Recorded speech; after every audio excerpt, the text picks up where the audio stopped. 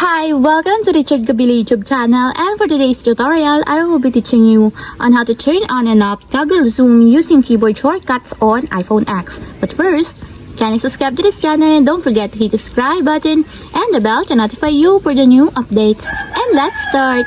Using our iPhone X, from your home screen first, go to Settings. Then in the Settings, scroll down and find the Accessibility and then tap. Then in the accessibility, go to vision section and then tap the zoom.